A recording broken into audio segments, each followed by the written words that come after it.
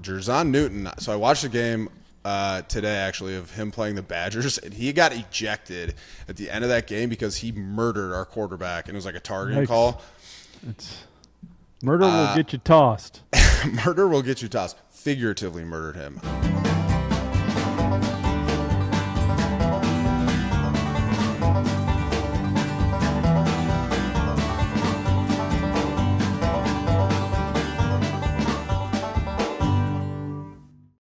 Now we're going to talk about measurables and stat lines when it comes to interior defensive linemen.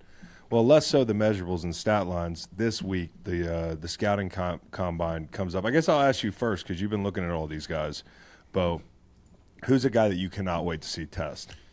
Oh, well, dude, I'm kind of obsessed with Byron Murphy right now. I think he's going to test. Let's just get that out of the way. Yeah, I mean, I didn't want to, like, hit him first off, so that's – I fucking think he is so twitchy, so explosive. He's really strong.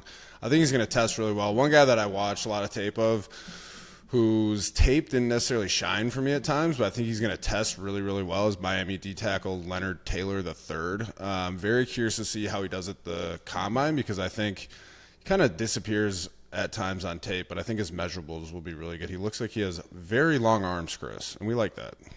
Well, we know how important that is. And just as like a table setter, like we're going to talk about Byron Murphy. I'll get it out of the way as well. Like I love this guy. Like we watched all these guys, and we were joking about now. Although you've watched multiple games in a row of each guy, I can watch a guy for 3 minutes, and I'm not saying I'm sure, but you have a pretty good idea of whether you're going to like him or not. And Byron Murphy was like the third or fourth guy that I watched, and I was like, oh, these other guys are in the same league. Like this guy is. He's everything the other guys are from a point of attack standpoint. I saw him anchoring double teams like he was 340, like he was Butter King out there. But he's also got the athleticism. So let's set the table here. We both agree that Byron's probably the best guy, but who else did you watch? Well, I just want to comment on Byron Murphy really quick. I mean, not to get too far into the weeds with some of this technique talk, Chris, but the ability that he has to generate power and like kind of like explosiveness out of a two-gapping stance is so impressive to me. Like he can penetrate out of a two-gap stance unbelievably well. And that, you know, we talk about like ankle flexibility, dorsiflexion a lot as D lineman, but like he can gain so much ground out of a two-gap stance, like a wide base. Yeah. And that's something I love to see from him. Like he can split double teams in the pass rush game like fucking Aaron Donald. He's really violent with his hands. He's got a really nice rip. His counter moves are good too. Like I think he's a very, very pure player. Great athlete, and you know Texas, you know they recognize that down in Austin because they had him like playing goal line and shit like that too, which was fun to watch. But you know what you're saying, like sometimes when you're watching tape, it can be a grind. This dude, I enjoyed watching all of his reps because he plays really hard too. Like I really like him as a player. So he's one that I'm really excited to see. I think a lot of teams are very high on him. 6'1", which is not a concern for me. In fact, I think that's a good thing. Yeah. You know, I don't know why we even look at height for defensive tackles because it's all about arm length for any defensive lineman. I like taller players. I'd stay away from them unless they have the length and the stride length at edge. You know, at three technique and inside, yes, stride length is good, but it's all about leverage. And I just think, like, I watched him anchor on a double. I think it was just Rice. But this guy, the angles where he finds strength are so much different. The compromised body positions where he can anchor, the flexibility, it's just way different. And like I said earlier, like I watched the Jer'Zhan Newton guy first. And, you know, he's a hype guy. What does he bring to the table that this Byron Murphy kid doesn't? And he's more of your run-stopping kind of dude. This guy can stop the run. He's got active feet. That's one of the first things that jumped out at me, Beau, was how quick and active his feet were transitioning from play action. Yeah, I actually agree with you a lot, Chris. I want to give Illinois coaching staff a quick shout-out because that's Brett Bielema, who I had at Wisconsin, and then the D coordinator for Illinois is Aaron Henry, who I played with at Wisconsin, so I want to give him a little bit of love. But no, Jer'Zhan Newton. So I watched the game today, actually, of him playing the Badgers, and he got ejected at the end of that game because he murdered our quarterback, and it was like a targeting call. Murder will get you tossed.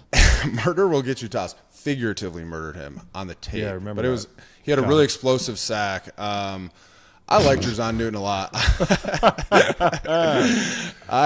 So the difference between Jer'Zhan Newton, that reminds me of we had this equipment manager, Jimmy Lake, who's like one of my best buddies, and his kids came up through the ranks with the Rams, and there were towel and ball boys.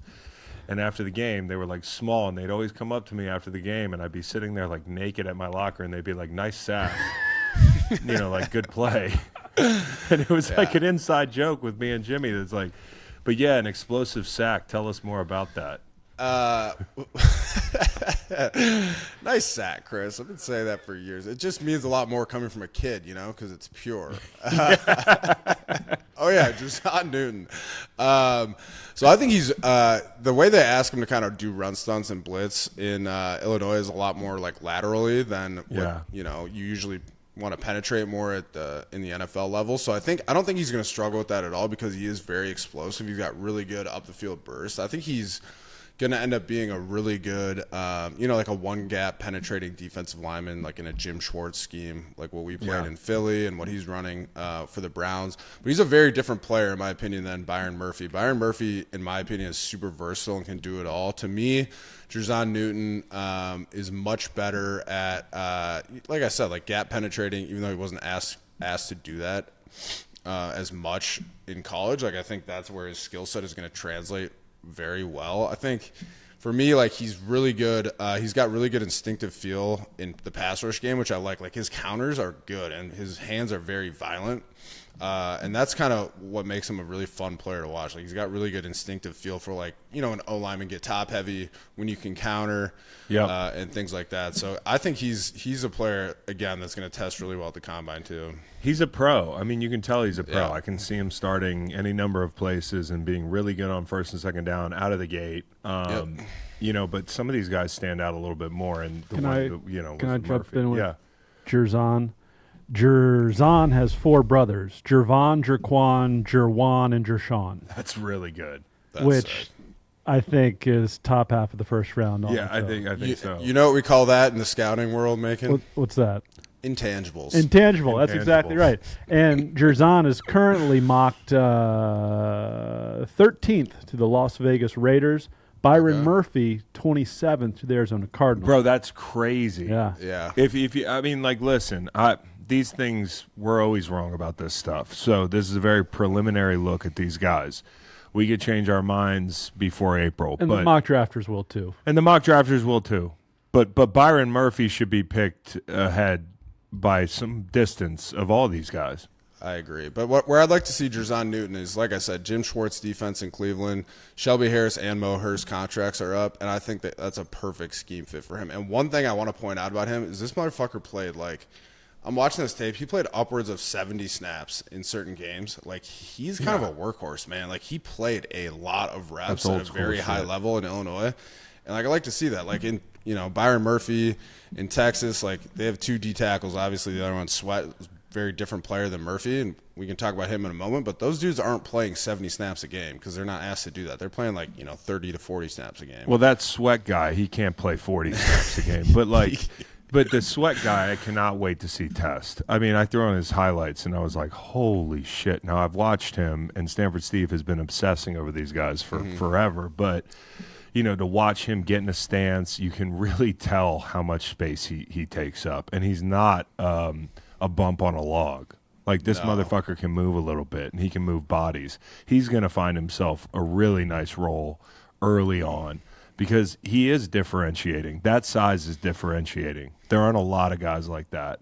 He's 6'4", 365, man. He's built like Vita, who I played with in Tampa. And I mean, I'm always very curious to watch these big nose guards, and don't get me wrong, like T'Vondre Sweat from Texas is incredibly productive. He had, 45 tackles, 8 TFLs, 2 sacks, and 4 passes defended, and a fucking receiving touchdown for Texas. But I'm always curious to watch these big-ass nose guards against teams like Alabama, you know what I mean? Because those are like pro-style offenses with big mauling offensive linemen. And I'll be honest, like I wasn't as impressed with Sweat's tape against Alabama as I was with his gameplay like against Washington in the Sugar Bowl. Like he played really, really well in that game. So I think he's just a little bit accustomed to beating up on smaller offensive linemen in like zone running schemes Whereas like because he can just abuse them with his strength, with his size and his power.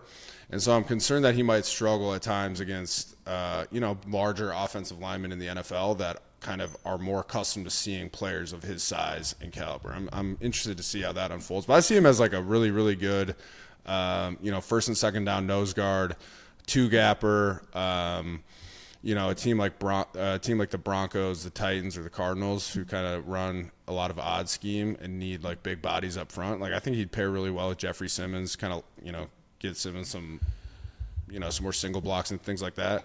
But Sweat is a big body and he's a load to handle in the middle. There's a guy I think that would play really well in a two-gap scheme and as an end and has some versatility, and you might even know who I'm going to say, but Chris Jenkins.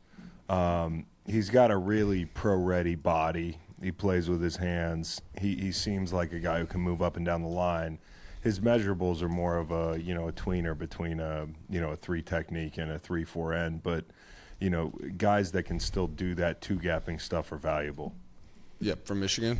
Yeah, the Michigan kid. Hey, how about terminology? Back in my day, it was defensive ends and defensive tackles, and now we're edge and IDL and interior defensive linemen. Do you all think that that's a good evolution? If I may. Tomato, man. Okay. Tomato. Because it's up to these scouts to apply their sensibilities to whatever schemes they run. Because I know one of Beau's favorite defensive tackles is defensive end Darius Robinson out of Missouri. I know.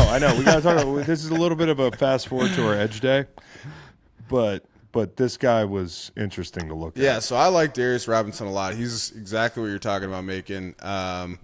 It's a matter of semantics. So he played a lot on the edge for Missouri, but I actually see him projecting really well as a 3 technique.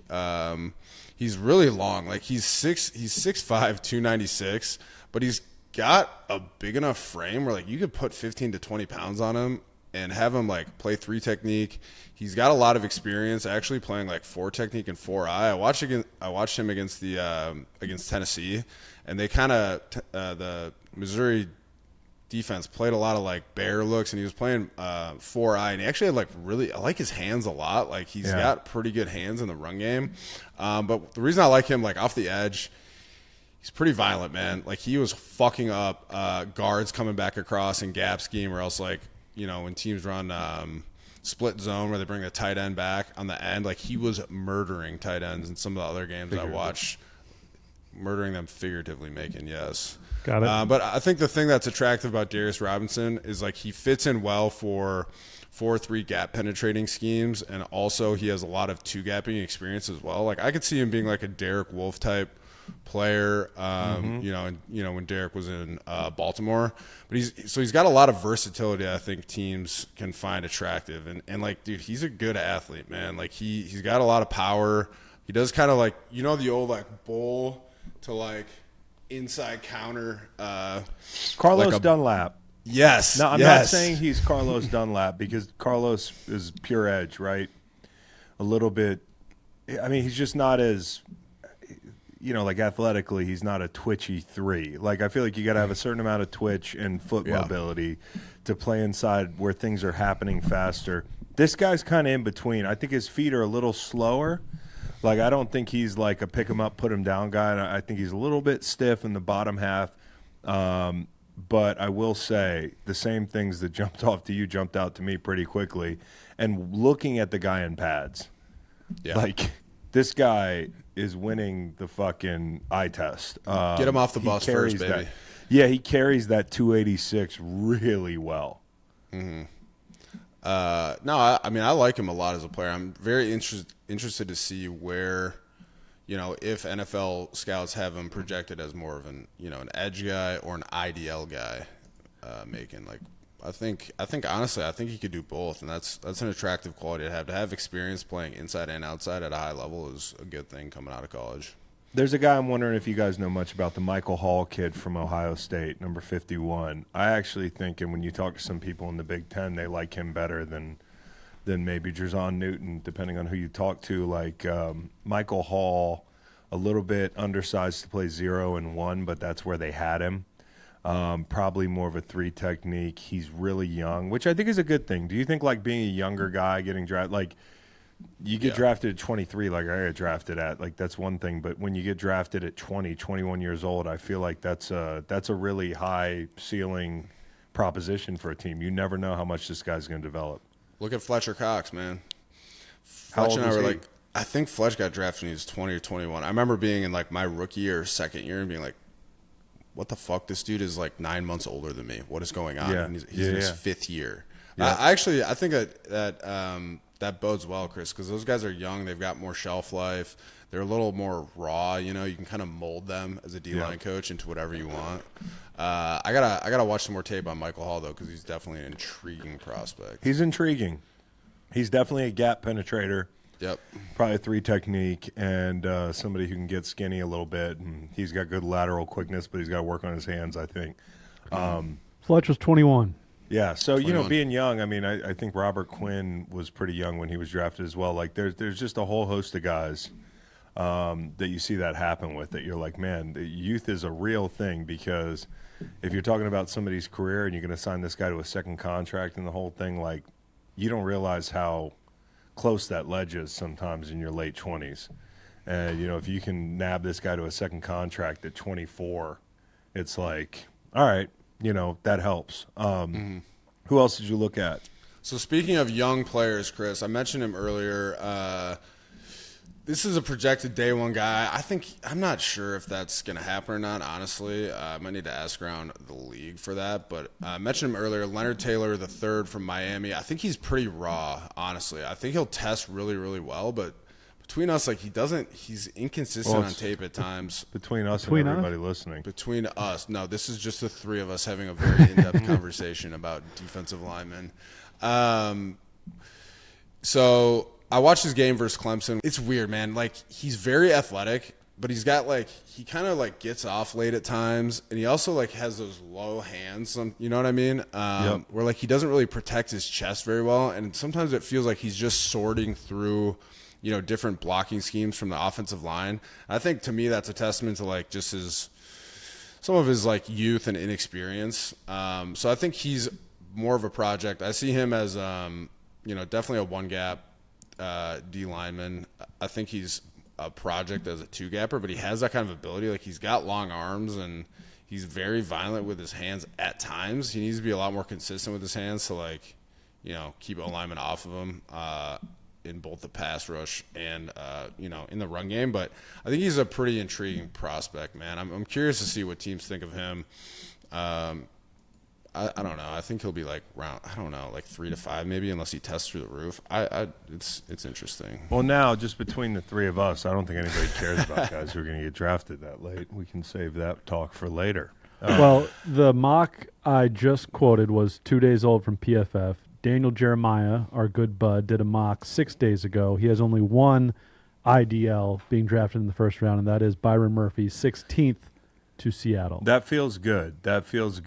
I feel like we know what we're looking at then, because DJ is pretty solid on this stuff. Okay, so we're going to do a position group a week every Monday. Can I give you the top 3 names from the IDL group? Yeah. 3, Tavondre Sweat. 2, Makai Wingo. 1, Rook Orororo. Oh, that's Clemson. a really good name. When he tells people how to say his name, say row, row, row your boat. Oh, Rook Orororo. Oh, that's good, man. Yeah, look out for him. Yeah, that's intangibles. Guys, this is my favorite part of our Monday Bow Spot, which is where I give you guys homework on one college football topic every week. The homework this week that was passed out was pitch a 2024 road trip for the gentlemen in this room, and maybe some of the gentlemen not in this room. The Green Light team, where should we go on the college football map and when in 2024? All right, boys, we call this a taste of the American Midwest. Put yourselves forward in time a little bit to September 7th. We're going to fly into beautiful Iowa City, Iowa. We're going to check out Iowa State at Iowa, okay? High-powered offense expected to be down there in Iowa City with an offensive coordinator change. We're going to enjoy this. It's a pretty big rivalry, between Iowa State and Iowa. And we're going to wave to the children in the children's hospital. That's right. With the rest of the Hawkeyes. It's a pretty great tradition, honestly. Yep. And that's after the first quarter. We're going to wave to them. We're going to enjoy this rivalry game. We're going to, I like Kinnick Stadium. I played there a bunch of different times. It's a really good time. After that game, we are going to jaunt on up north on 35 to beautiful Minneapolis. Just about 4.5-hour car ride. We'll let Macon run the Ox. I think that'll be fun for us. And we're going to purify ourselves. And you don't know what running the Ox means? Did you hear me, or did you read my lips? I read your lips, brother. Does that mean I'm driving?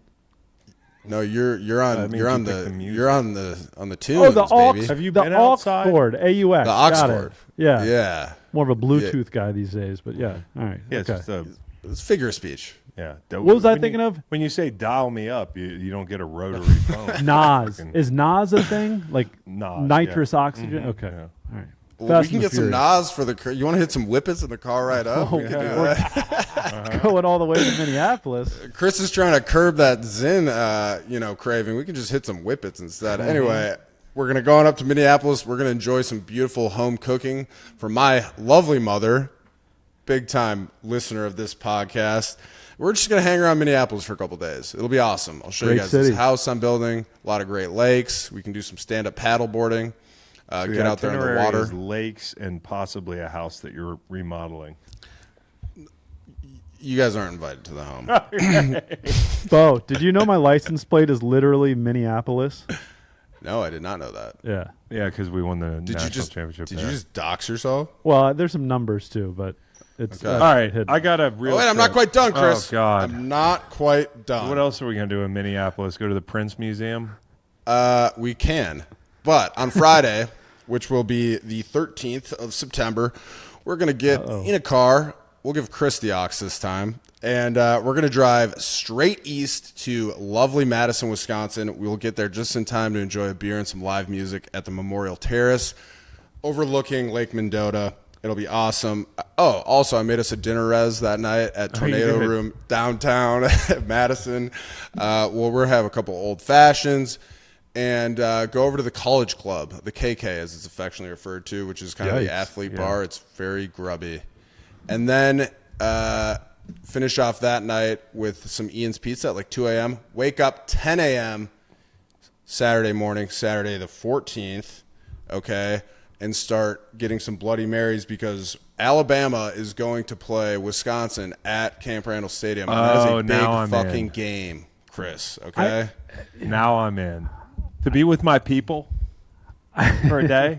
You know, Right? Come on now. I am. Kev, to be with our people. There are people. So that's my okay. pitch, all right? We got lakes.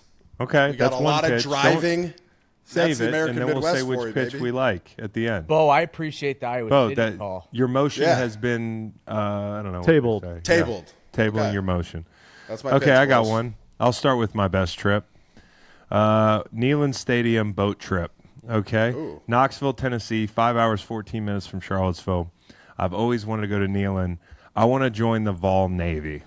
Okay, there's nothing that I've ever wanted to join more than the Vol Navy. Man, boats, rivers, outside a football stadium, tailgating. Are you fucking kidding me? The color orange. Like, just everything about it seems awesome to me. I don't know when you sign up or, like, who I have to write to, like, be enlisted in the Vol Navy, but I would like to enlist us all in the Vol Navy for a day. Tailgate on the Tennessee River, I have written here, and in parentheses, and maybe never enter the game. So, like, we don't even need to go to the game. I just want to get on one of those boats. But if we do go to the game, there's a few games that we could look at, possible October dates. 12th. Saturday, October 12th, UF. You got it. I figure that's a night game. Yeah. So that's the trip, because if that's a night game, it's still hot. We could be on the boats at 6 a.m. I'll get a fucking houseboat. We can sleep there the night before. But if we don't sleep on the boat the night before, or if we want to go out after the game, we need to go to Token. It is a black-lit bar where you can play video games and get buzzed. You can play, pinball, all types of retro games while you drink. They have really cool cocktails, and it's totally trippy in there. And then on top of that, I'm going to tell you about a little place called Bernadette's Crystal Garden. Okay, it's 45,000 pounds of crystals. You've got an amethyst lounge. You have a quartz room. You have a rooftop gemstone garden. A great place to enjoy the edibles of this earth. And also another place that will go that will remind me that Charlottesville is so far behind. I mean, like, we don't have any of this stuff here. So I can't wait to go to Knoxville September 12th for UF. I didn't even look to see if the Titans play the next day, but the Titans could play the next day. You know, maybe we go to the Titans game. You had me at Gem Rooftop, Chris. Gemstone Rooftop? You got the stars twinkling above. You got the gems twinkling around you. Come on. Yeah, dude. It's the healing powers of that place Yeah. must be incredible. I had a foursome of stadiums I'd like to hit that I have not. Hit them. Camp Randall, Okay. Death Valley at LSU, Okay. Folsom Field, That's on Colorado, my list, too. We got to go to Colorado. and Neyland Stadium. Now, October 12th, you got it. Florida at Tennessee. Also October 12th, K-State at Colorado. So if the two games are not at the same time, I know you really want to probably hunker down and enjoy your Well, no, but experience. I also have Saturday, August 31st, where it's going to be hot as all get out, as we say in the Vol Navy, and we're going to be playing Chattanooga. But the problem with that is probably going to be a noon game, so not as much tailgate. Maybe we just don't go into the game, or Kent State, September 14th, night game preferable once again. But it's like I want it to be hot there, and they say that in Colorado, in Boulder, the best month is October. I want it to be hot in Oxford, Mississippi, and I want Ole Miss's season to still be on track. So they have a landmine at LSU. I'm going to go September game, Ole Miss hosting Kentucky. Kentucky football has kind of always bothered me, you know, just round peg in a square hole. But Ole Miss hosting Kentucky, mostly for the Grove than anything else. Mm-hmm. And Ole Miss is hosting Oklahoma and Georgia, but that's late in the season. Yeah. I want them to be unbeaten. I want it to be hot. I want, you know. Yeah, I want to get the All full that Grove stuff. experience. I want sweaty balls at the Grove. September. Yeah. I got one. Okay. September 7th, we could fly up to Michigan to the Big House, see them take on Texas. Texas. Yeah. Huge game. And then since we'll have Kevin with us, we can drive down to Chicago, catch the Cubs versus the Yankees. Ooh. Then head to St. Louis, catch the Cardinals versus the Reds. We can go hang out at the Hill, play a little bocce, see some of your previous stomping grounds. Do you mean bocce? They That's call not it how they bocce say it. there. And then head to Kansas City for some barbecue, some museums, and then keep going. Colorado Springs, get some hiking in, get to meet our dude Hidetora Hanada, sumo wrestler turned D-tackle, as they take on Colorado on the 14th. This is 20 hours of driving. That's really well thought out. The two baseball games seem pretty terrible. No, they sound fine to me. No, you're wrong. Yeah, you're You're wrong. wrong. That'd be fantastic. See the Yankees at Wrigley Field. I hate Wrigley, but I respect the. You hate Wrigley? Oh yeah, it's terrible. You don't hate Wrigley. I like Wrigley's I delightful. Like sitting, I like the game. Uh-huh. I don't like. That it's there. Yeah, the Cubs don't deserve that field. You think the White Sox deserve that field? Nobody, the White Sox don't deserve anything. So you like the field? I love to the point field. that you I don't think- like the. You're just a South Sider. Yeah. Okay. So, All right. so I got a little something. I got a nice. Okay. We fly into Vegas. Yeah. Ugh. No, Okay. no, Christ. no, thank No, you. no, We no, just got no. out. Hey, No. I know it's too soon. Don't take me I know too it's too soon. soon. We hit up the LSU USC game September 1st. Okay, I'm listening. Okay. But here, this is where it changes. We're going to kill two birds with one stone. We're going to train hop and go to the Michigan-Texas game. Okay. Holy shit. As soon as the Michigan-Texas game is over, we're on our own. You got to get back the way you need to get back.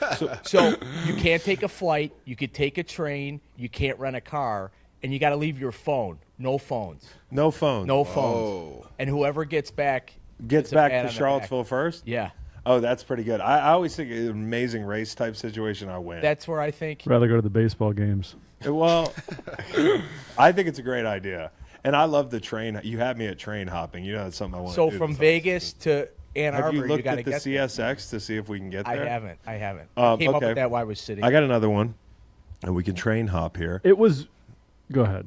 Montana, the Grizzlies, man. You know I got a homestead up there. We could stay at the lake. Okay. That'd be awesome. Grizzly Stadium, 3190 above sea level, largest on-campus stadium in FCS that participates for the playoffs. I think Yale has 61K, but they don't participate in the playoffs. This is 26,472 is what they got for the North Dakota State opener in 2015. So it's a good crowd, and the Grizz Hold on. Yale has a stadium for 60,000 people. What? They don't fill that. No, they don't. Okay. The Grizz are 233-35 at home since the stadium was built. That's a pretty fucking good number. I'd like to see what the magic sauce is. They're undefeated at home in 12 of their seasons. Their rivals are Montana State. They hail from Bozeman and Idaho. They play for that little brown Stein every other year. The stadium's gorgeous. It's right off the Clark Fork River, which, of course, that's where I took Beau Allen fly fishing. Ryan Rosillo has also fly fished on the Clark Fork. And if we look at the October 12th homecoming game against NAU, which is Northern Arizona, we can enjoy temps of 58 as highs on an average that time of year and sit on the east side of the stadium, which gets most of the sun. But you wouldn't be able to see Mount Sentinel on the east side, so maybe pack some warm clothes and we can see the big M up in the mountains. We got hit Stockman's. That's the first bar I ever went to in my entire life in Missoula. I was 18. I went to this bar called Stockman's. I also went to a strip club that night called Moulin Rouge, where my friend fell in love with a stripper named Felony. I don't think she works there anymore. I think the place is out of business, but we could see what they're doing in that building now. Stockman's actually lays sod for a couple weeks of the year inside the bar. So you're just walking around in the grass. So maybe we could time that up. You touch some grass, Chris. You touch some grass. And some lawn. grass is legal in Montana. So I think we just need to get up to a UM game. That's my pitch. I think that'd be delightful. This was a very interesting exercise in the age of conference expansion. Yeah. I think there are a couple really silly games. For instance, Southern California going to College Park, Maryland makes me laugh every time I look at it. Ever. And Stanford will be traveling to Syracuse to face the That's the second stupidest Orange. shit ever. That's this just season. a gross game. Can I pitch? gross. Can I pitch Wait, one I got more one more before- pitch. Yeah, oh, sorry, yeah, Chris, go and ahead. then we'll vote. No, it's a short pitch. We had Steve Belichick on last week. Bro, our I was guy. going to say, Michigan at Washington, October 5th. How about I pray. A rematch. Here's what I pray, that the Bills go to Seattle October 6th, because we don't know when, but the Bills are going to Seattle. Yep. I would love to center a trip around us going to Seattle for a Bills game, do the show from Seattle, from some fucking coffee shop or the live show in the fish market, right? And we got to dodge like halibut and break down the games. The day before, if it times up, we can go see Steve at UW. Halibut is a classy fish, Chris. Yes, it is. It's like $34 a pound. LSU. Once said that on Iron Chef or what show we were on? Yeah, With Gordon Ramsay. No, it's Hell's Kitchen. Hell's Kitchen. Wow. It's a little throwback joke for the boys. Chris. That actually made the show. I was pretty tickled by that. LSU hosts. This is LSU hosting Alabama year, which is just a set it and forget it. You Yeah, know. we got to go. We'll, Yep. So we're going to be going on That's Tuscaloosa. nice. All right, make your pitch. This is the last pitch, and then we'll have guys close their eyes and hold up a 1 through 5. You kind of got my pitch, man. Michigan at Washington, October 5th. I was saying Steve Belichick took that video. He panned his camera right over to Lake Washington. Mm-hmm. You love to see it, man. You got the It's a Cascade bay. Mountains. it's a bay. Hey, We got a geography major. what's the over difference here. between hey, Bo? What's the difference between a bay and a sound? Can't hear a bay. I was fucking knew that was coming, you son of a bitch. I made that shit up the Gotcha. other day, bro. He wrote that. All right, so here's the deal. It's a popsicle stick joke. Everybody close their eyes and get ready to hold up fingers, 1 through 5. All right, I'm going to start with. Can you vote for yourself? Yeah, but yeah, of course. Okay. My eyes are already closed. Okay. Whatever Bo said the first time about going up to Wisconsin and Minnesota and hold up. A some lot of fingers. driving.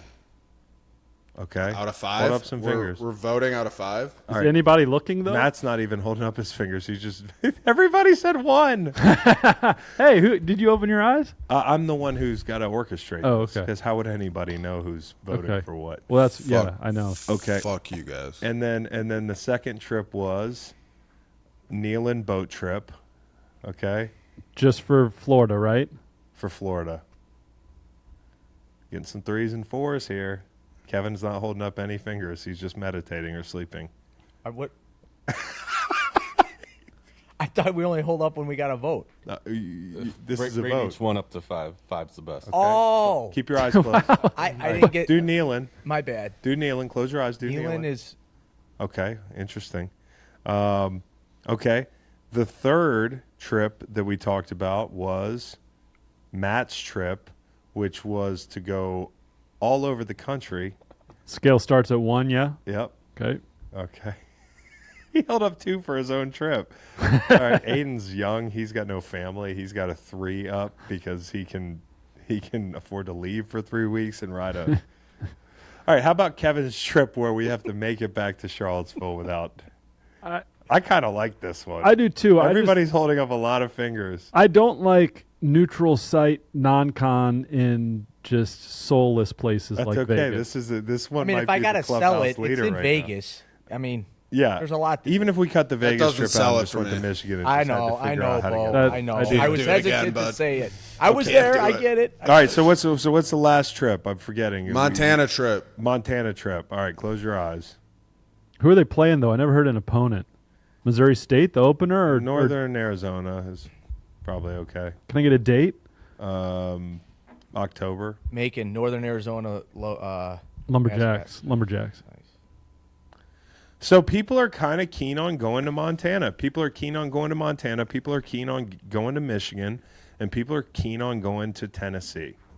That's what came out of this thing. Macon, I thought you wanted to go to Camp Randall. There's no one better to go with than your boy.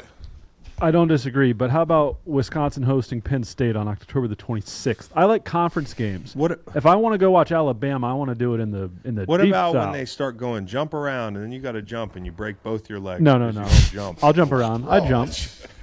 I do jump. I jump in sporting He events. just snaps both his legs. No, we're gonna bulk him up. He'll be all right. Yeah, I'll be right. fine. Okay, well we're gonna talk amongst ourselves, Beau, and maybe one of these trips will become a reality. But more than anything, thank you for your diligent work on college football. Yeah, a lot of tape to watch. It was fun watching these young D tackles, man. Got to tell you. Gotta tell you. Well, I gotta tell you, we're gonna be back later in the week for the Freak Show with a whole gang of meatheads and weirdos. Talk about explosive sacks. You should honestly, can I do something here? I have a production text for the Thursday show where I said, hey guys, bring ideas for what you want to talk about in the show. Can I read you some of the things that Kyle and Nate text? Is it cool for girls to zen? Only if you're Swedish. Kyle said, nobody has discussed these transatlantic airlines going 800 airspeed, but we'll be late by Thursday. I just love the professionalism on the tail end. Also, we talked about the Ayatollah in Antarctica. What are some other strange military outposts historically? Like, did the Chinese have any African outposts in the 19th or 18th century? That Yeah, one come Kyle, from let me add Nate that or to what? the rundown right away. Okay, hold on. This is a good one, too. Like to go watch Army Navy because I support the troops. Nate sent a I'll photo go of with a you. transparent I wanna see toilet. that. I want to see Thank you. Yeah, Nate just sent a photo of a toilet that's transparent. No, like, discuss or anything like that could be talked about this coming Thursday. And then I got a graphic with the NBA's highest paid mascots, as well as leap year babies. When it isn't the leap year, do you celebrate on the 28th of February or the 1st of March? There's a fun segment there. Chris, I have one more topic. This came in yesterday. This is from Kyle. They're monuments that were never built for people. AI generated them, and he's wondering what our monuments would look like. This is actually Like that one. That's actually not the worst one in the world. So this is just a preview of what you might find on the Free Show Thursday. Oh, this is my favorite one.